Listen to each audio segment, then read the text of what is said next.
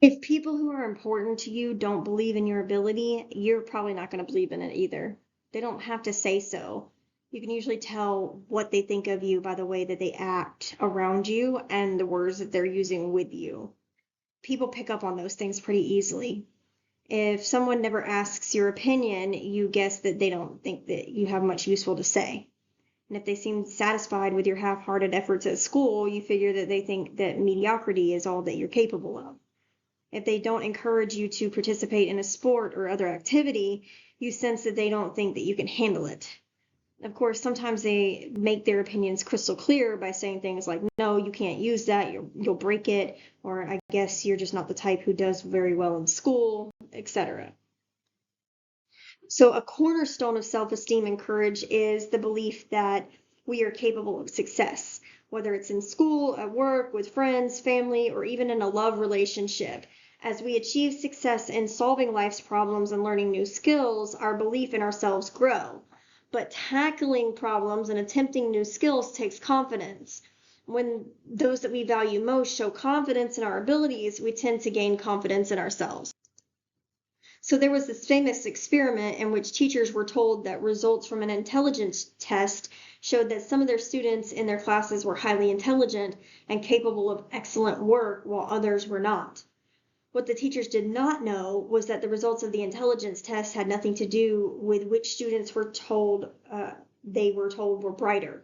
In fact, the students had been assigned at random. And at the end of the year, the students' grades were compared.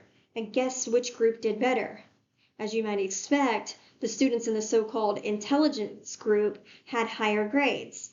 The teacher's expectations that they were capable had made a significant difference in the students' ability to succeed. And such is the power of positive expectations on performance. Parents can also help their children succeed by showing confidence in them. So there's a couple of ways that we can do this. One of the first ways is to give responsibility. Giving your child responsibility is a nonverbal way of showing confidence. It's a way of saying, I know you can do this. Of course, we want to give responsibilities in line with what you know about your child's abilities, or the standards may be set too high. So some examples of giving responsibility in ways that demonstrate confidence would be saying something like, you know what, I'll agree to your keeping the dog, Julie, if you'll accept the responsibility of feeding and caring for her. Or, you've handled getting yourself up in the morning really well, so you can probably handle staying up later now, let's say 9 p.m. What do you think? We can also ask our child's opinion or advice. Children like to have parents lean on their knowledge or judgment. So when you ask your child's opinion, you're demonstrating confidence in their ability to make a useful contribution. So if you ask your child to teach you something, it shows confidence in their knowledge and skills. Asking for their opinion helps bolster their self-esteem. So which route do you think would be best on our trip to visit Grandma and Grandpa? Or what do you like to do with toys that get left on the floor? Or what would you teach me to play your new video game? Or, well, what were the reasons for the Civil War? We also need to avoid the temptation of taking over. It's an act of confidence in our children's abilities when we refuse to step in and take over when they become discouraged. What a temptation it is, honestly, the tendency to relieve their discomfort by just doing the thing that's so hard for them and so easy for us. But when we give in to that temptation, we're not showing confidence in the child. If we do something for the child on a regular basis that with just a little persistence they could do independently, then what we're communicating is a lack of confidence in their ability to follow through on that task to the end. And when we bail them out of the consequences of their misbehavior, we're robbing them of an important lesson in responsibility. We're effectively saying, we don't have confidence in your ability to handle the consequences of your actions. So all in all, taking over is not a way to encourage the children who are discouraged. It's a way to certify their discouragement. And these children often show an inability to tolerate frustration.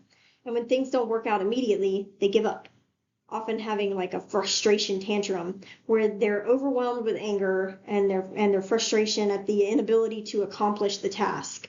So we can avoid that by encouraging the child to just stick with the task and say things like, keep trying, you can do it. Or, no, I can't stop the kids from teasing you, but I can talk to you about some things that you can do. We also need to expect success and positive behavior. Like the teachers in the study who expected certain students to succeed, your expectations of your children are a very powerful influence on their behavior. In fact, children often live up or down to our expectations. So why not expect them to succeed? When you let them know that you think that they can do it, whether it is doing well in school or being polite in social situations or following family rules and values or anything else, you are encouraging them to live up to your expectations. And they're going to sometimes mess up, and they're going to need your encouragement not to give up when that happens. And of course, you're going to need to keep your expectations in line with reality.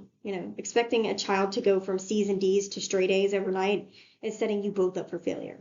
But expecting that your child can improve using the bank method to encourage an improvement is really just going to be a recipe for success. So I can say, I know you can improve your grades if you set your mind to it, or I'm counting on you to use your best manners at grandma's house, or I expect for you to tell me the truth.